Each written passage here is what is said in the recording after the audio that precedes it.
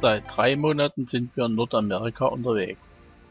Heute, am 1. September, haben wir den Glacier-Nationalpark der USA erreicht und bereiten uns auf den US-Teil der Rocky Mountains vor. Der Glacier-Nationalpark liegt im Hochgebirge der Rocky Mountains und ist Teil des Bundesstaates Montana. Durch seine geologische, geografische und klimatische Lage sind Ökosysteme nahezu ungestört. Jenseits der Grenze, auf der kanadischen Seite, heißt er Waterton Lakes Nationalpark. Ihn besuchten wir auf dem Weg nach Alaska. Der Park liegt an der Ostflanke der Rocky Mountains und umfasst deren in Nord-Süd-Richtung verlaufenden Hauptkamm. Auf dem Hauptkamm verläuft die kontinentale Wasserscheide, von dem aus sich das Wasser entweder in den Pazifischen Ozean, den Atlantischen Ozean oder den Arktischen Ozean ergießt. In den Jahren 1921 bis 1933 wurde für rund 2,5 Millionen $ die Going to Sun Route erbaut. Die knapp 85 Kilometer lange Verbindungsstraße führt über den Logan Pass von der Ostseite nach der Westseite.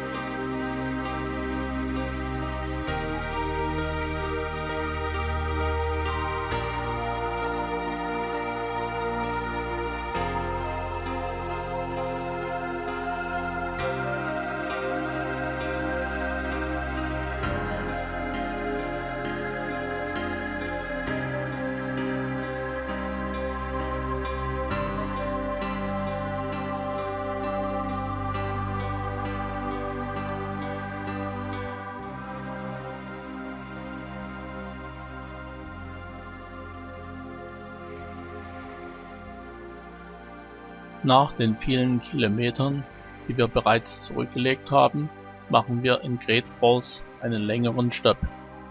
Wir suchen den Visitor Center auf, versorgen uns mit Informationen für die Weiterreise und erkundigen uns nach einer Autowerkstatt. Es ist Zeit für einen Ölwechsel und einer Kontrolle der Bremsbeläge. Wir sind hier an einer der weltweit wasserreichsten Quelle.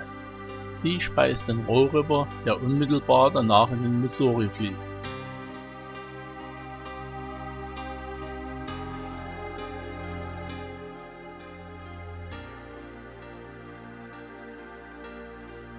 Der Name der Stadt Great Falls geht auf die Wasserfälle des Missouri River zurück.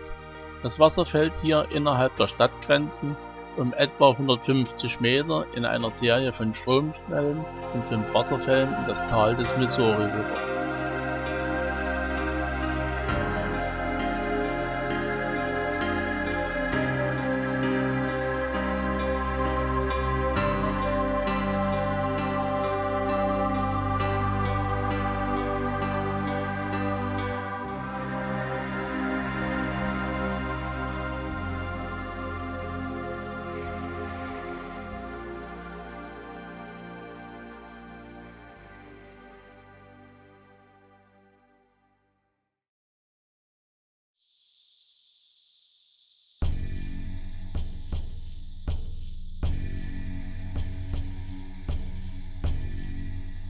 Wir sind in Gardiner, einer kleinen Ortschaft am Eingang Nord zum Yellowstone Nationalpark, angekommen.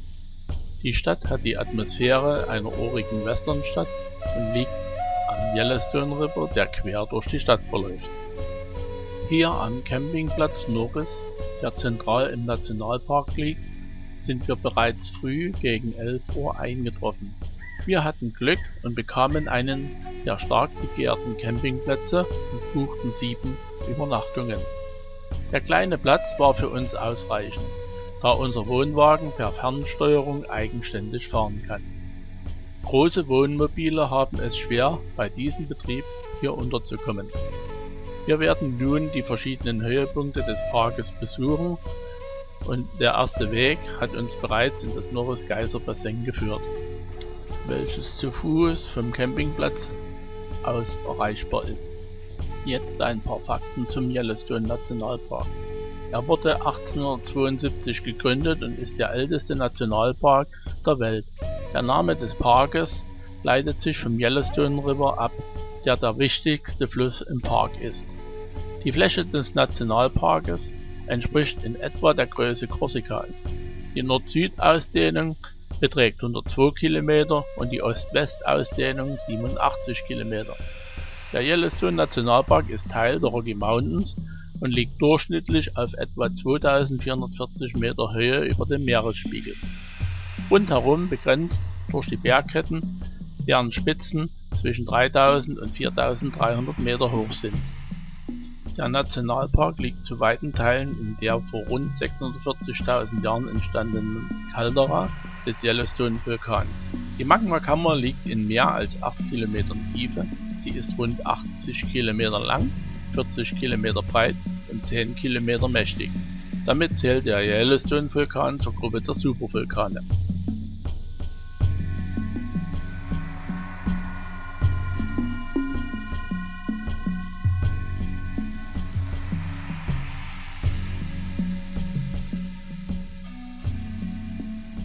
Der Upper und der Lower Fall sind Höhepunkte am Yellowstone River. Die gelben Felsen hier im Tal haben dem Fluss seinen Namen gegeben.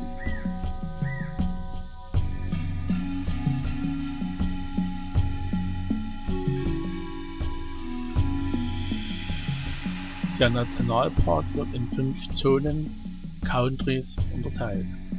Im Südosten liegt das Lake Country mit dem Yellowstone Lake, wo wir bereits waren. An diesen schließt sich das Canyon Country im Osten des Parkes an. Über den Mount Washburn kommt man im Nordosten in das Roosevelt Country. Hier fließt der Lamar River. Von hier aus gelangt man nach Nordwesten zum Marmos Country. Das bekannteste Gebiet liegt im Südwesten der Geysir Country mit den heißen Quellen und Geysiren.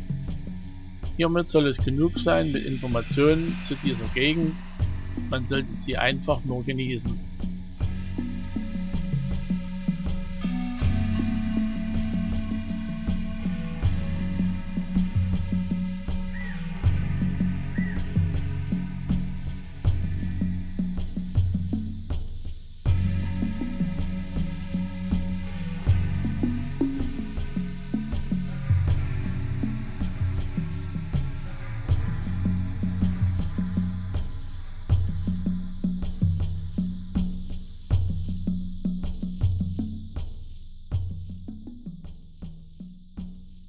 Auf unserer Fahrt durch den Nordwesten vom Yellowstone sind wir in Marmos Hot Springs angekommen. Hier besuchen wir die Sinterterrassen. Es ist schon beeindruckend, wie das Wasser über die Sinterterrassen läuft. Als wir dann 2022 hier waren, waren die Sinterterrassen fast trocken.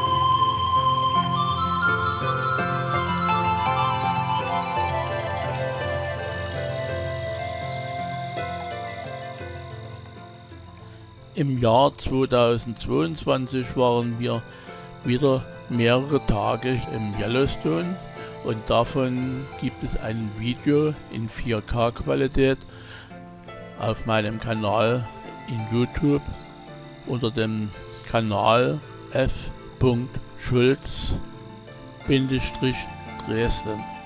Und hier einmal ein paar Bemerkungen zu meinem Video, was ich hier erstelle.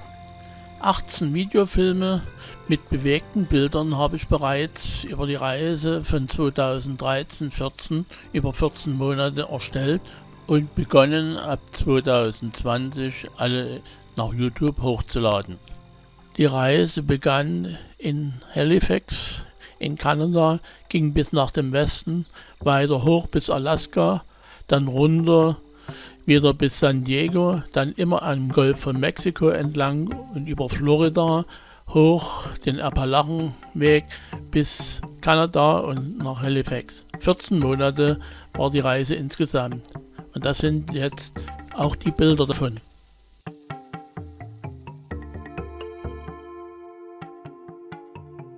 Wir und neben uns noch viele andere warten auf den Ausbruch des Old Faithful. Er ist einer der größten und regelmäßigsten Geysire der Welt. Etwa alle 90 Minuten stößt er seine Wasserfontäne aus.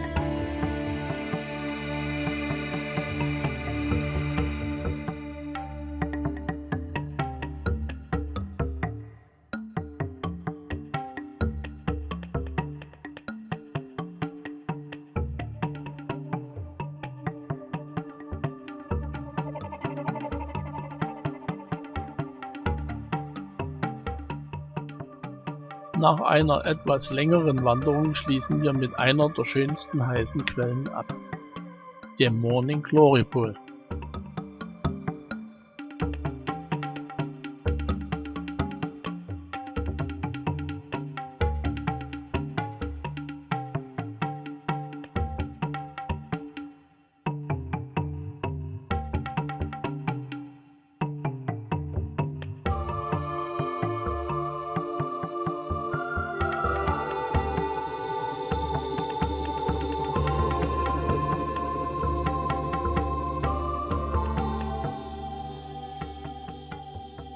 Wir haben den Yellowstone Nationalpark über den Ostausgang verlassen, durchfahren den Shoshone National Forest und kommen nach Thermopolis. Hier finden wir einen herrlich gelegenen Campingplatz mit Pool, der von einer sehr heißen Quelle gespeist wird. Das heiße Bad genießen wir nach den vielen schönen Wanderungen im Yellowstone.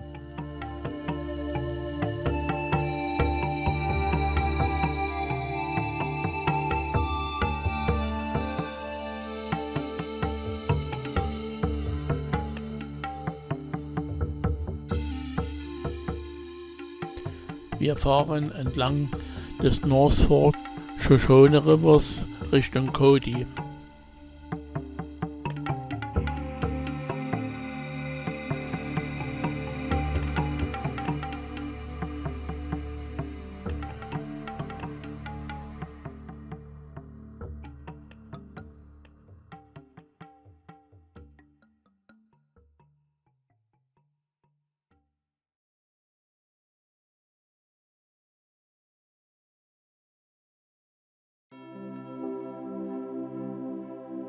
Bevor wir nach Thermopolis kommen, biegen wir noch ab in das Bighorn River Tal und schauen uns hier um.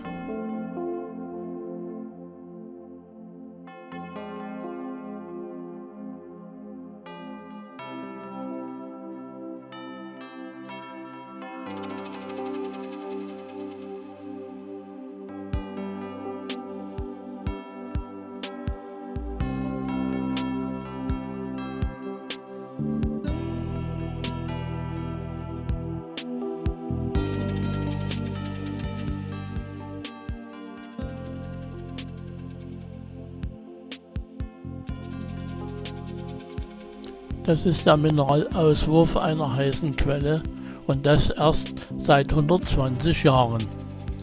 Hier im State Park gibt es viele Bäder, die von der heißen Quelle gespeist werden. Auch der Campingplatz hat seine eigene Quelle. Eigentlich wollte man Erdöl fördern und stieß auf heißes Wasser.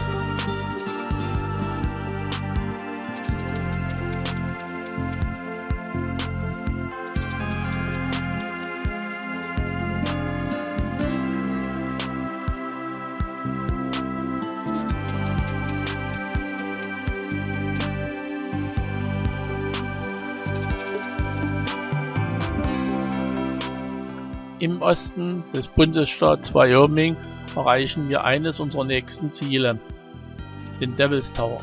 Seine Entstehung verdankt der Teufelsturm einem Magmaschlot, der bis zur Erdoberfläche reichte.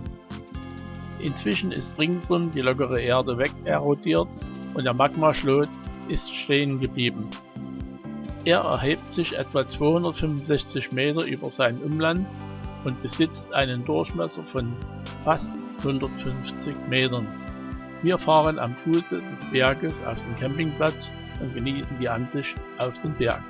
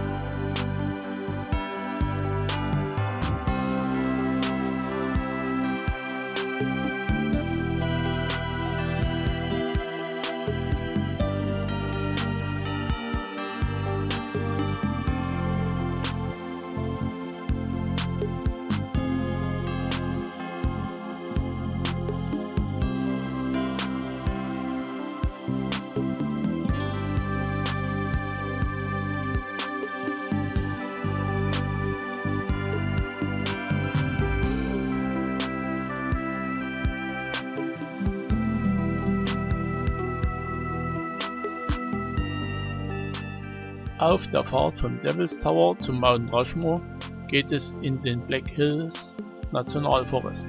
Hier befindet sich der Sylvan Lake innerhalb des Custer State Parks.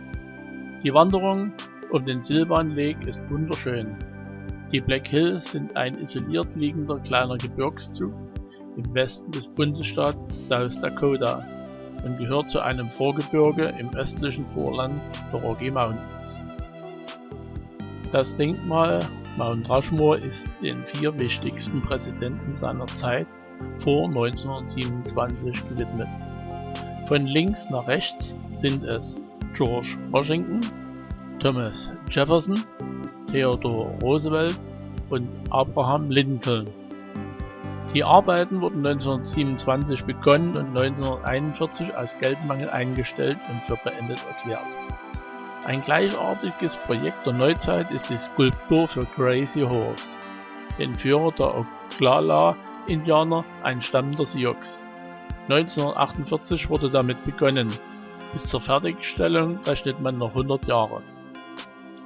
Nahe von Mount Rushmore und Crazy Horse befindet sich die alte Bergbau- und Westernstadt Keystone.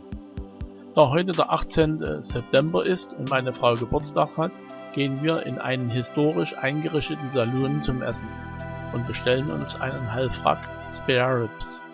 Spare Ribs sind Rippchen vom Rind oder vom Bison, aber mit wesentlich mehr Fleisch auf den Rippen wie in Deutschland die Schweinerippen. Das Fleisch ist sehr würzig durch die Soße und besonders zart und saftig.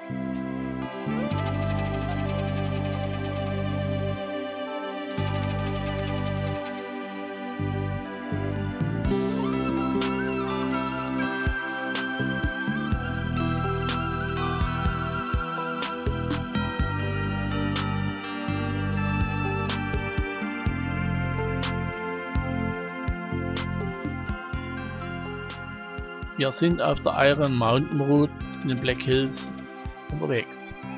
Vorbei an Granitfelsen mit engen Tunneldurchfahrten kommen wir zur 18 Meile Wildlife Loop Route. Wir haben Blickkontakt mit Bisonherden, die sich hier frei im Park bewegen.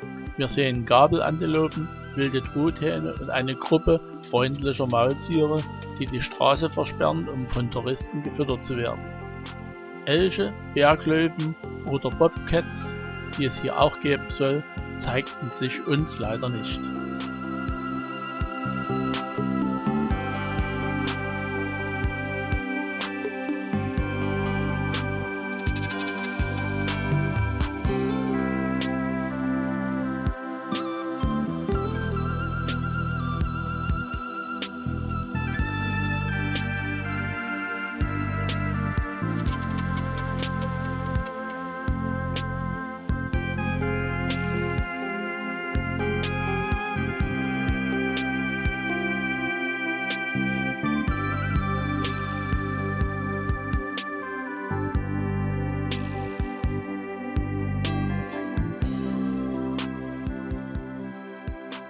Über die Prärie kommen wir nach Badlands.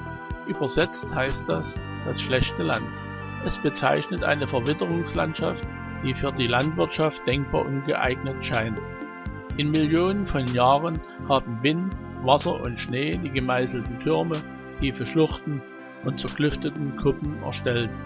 Auch die größte geschützte Grasprärie gehört zum Nationalpark. Per Auto auf Schotterstraßen und an einigen Trails kann man diese Gegend gut erkunden. Bei den Temperaturen hier Ende September von über 30 Grad war dies schon anstrengend genug. Wie muss das erst im Hochsommer sein?